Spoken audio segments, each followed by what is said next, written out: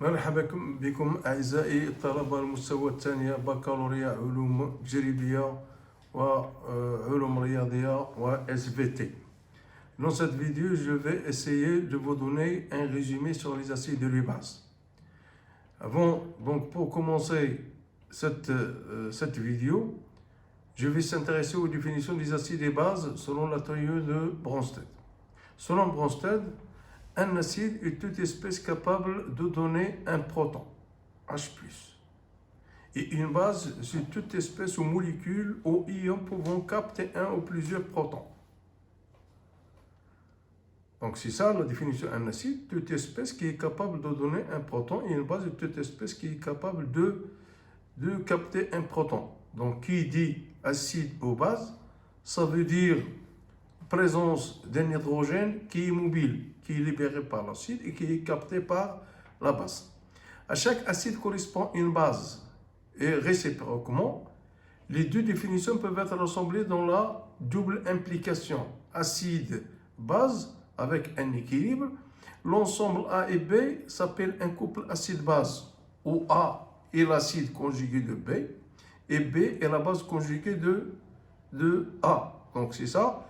Cela donne la notion d'un couple acide-base. À chaque acide correspond une base conjuguée et chaque base correspond à un acide conjugué. C'est le cas, par exemple, si on prend par exemple le cas de couple acide acétique et acétate.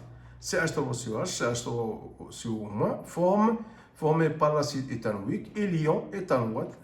Et aussi le couple ammonium et ammoniac aussi formé par l'ion ammonium et l'ammoniac. Ce sont des couples.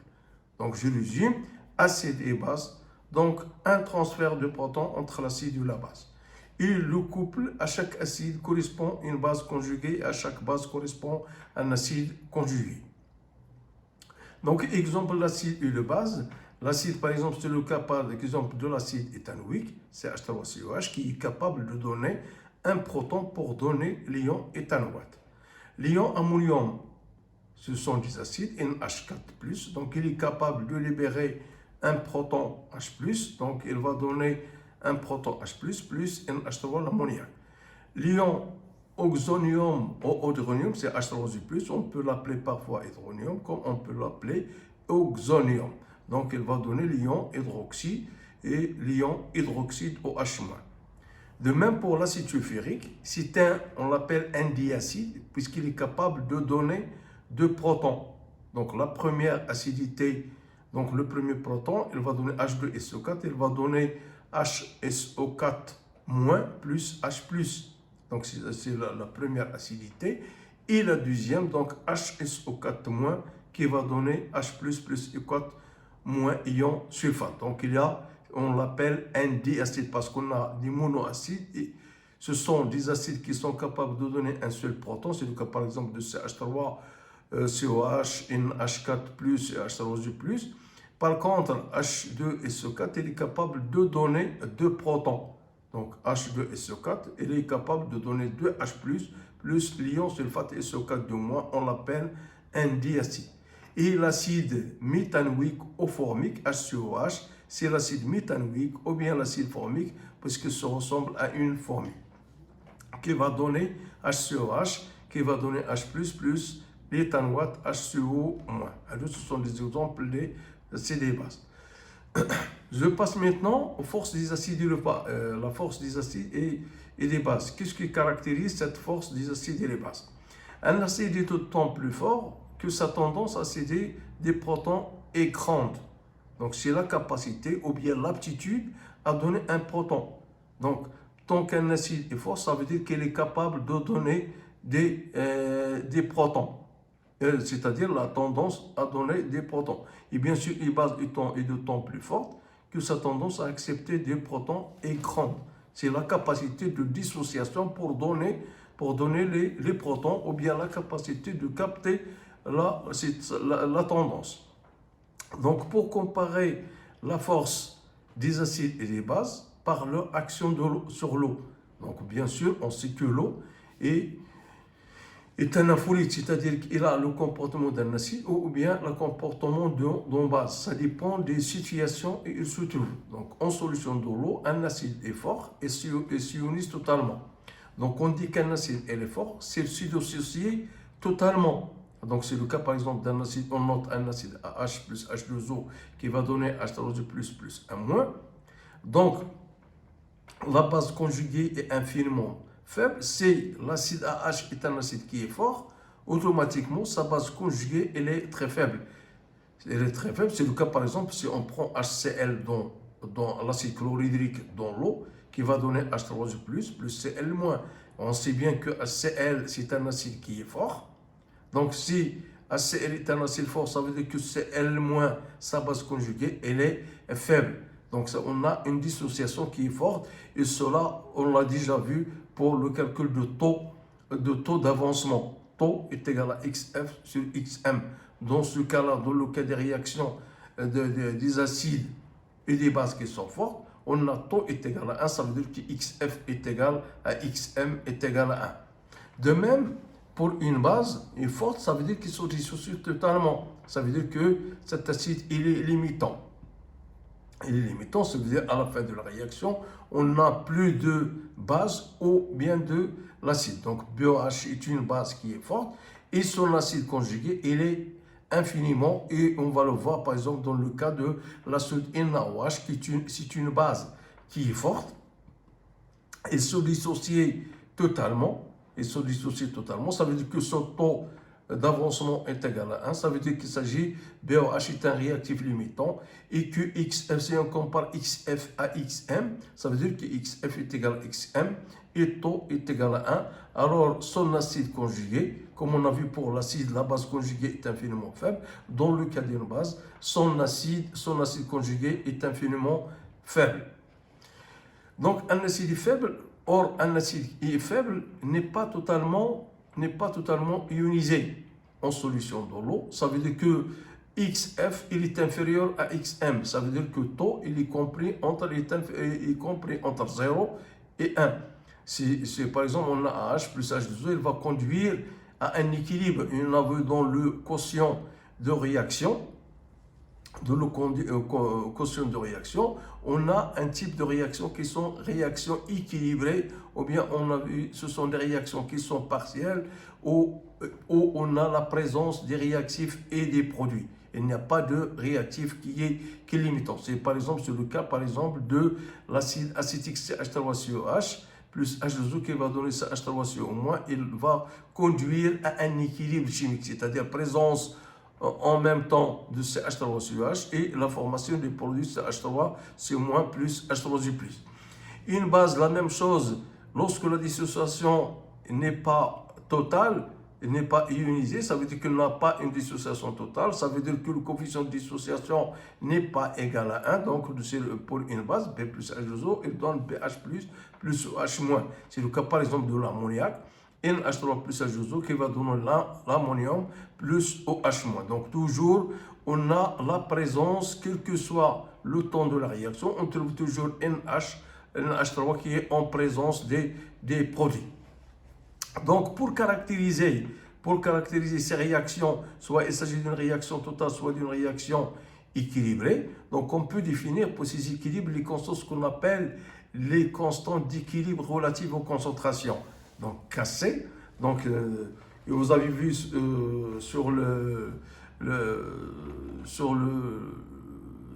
cours de quotient, sur le chapitre quotient d'une réaction, que Kc est égal à la concentration des produits sur la concentration de réactifs. Si l'on prend par exemple dans le cas d'un acide, qu'un acide, comme vous voyez, AH plus H2O est égal équilibre 1- plus H3O+. Donc Kc de cet équilibre est égal à la concentration de 1- multiplié par la concentration de H3O+, c'est-à-dire la concentration des produits sur la concentration des réactifs. On a les réactifs, c'est la concentration de H, multiplié par la concentration de H2O. Ça pour un acide. De même, pour une base, si on prend par exemple la base B plus H2O qui est dans le BH plus OH-, donc on a le K', est égal à la concentration du produit, c'est-à-dire la concentration de H-, multiplié par la concentration de BH+, sur la concentration de B, multiplié par la concentration de H2O. C'est ça ce qu'on appelle la constante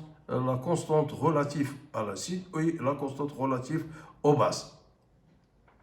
Donc, pour les solutions acidulées, vous savez c'est quoi diluer, c'est-à-dire ajouter de l'eau distillée, c'est-à-dire augmenter le volume, c'est-à-dire diminuer la concentration. Donc, on pourra écrire que la concentration de H2O est égale à une constante. Ça veut dire que l'eau, elle est faiblement dissociée, parce que dans certains bouquins, on trouve que la concentration H2O est égale à 1, mais c'est faux, elle n'est pas égale à 1, mais elle est faiblement dissociée jusqu'à terme de considérer que H2O est égal à une constante.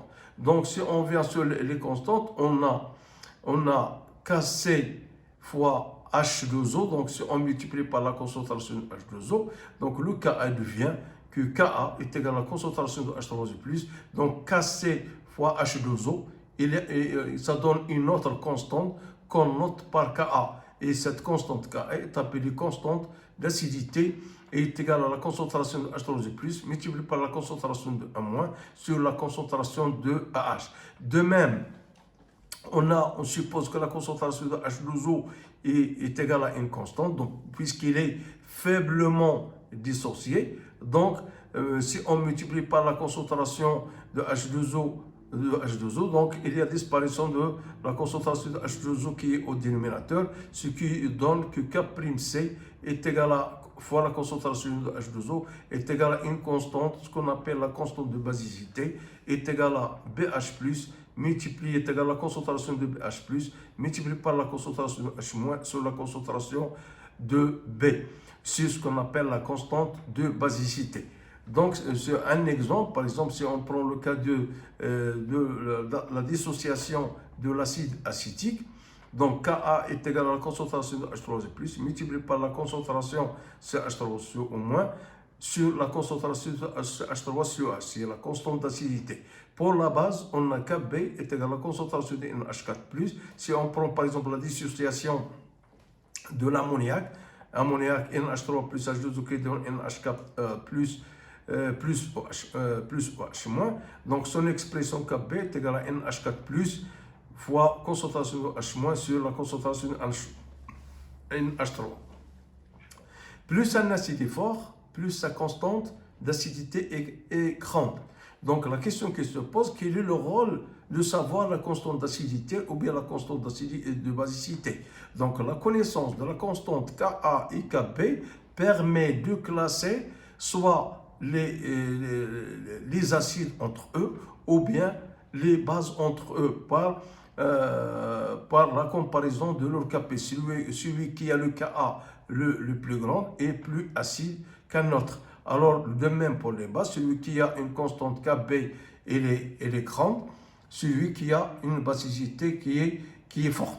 Et bien sûr, Ka et Kb ne dépendent que de la température. Donc, le seul facteur cinétique qui influe sur ces réactions acido-basiques, c'est la température.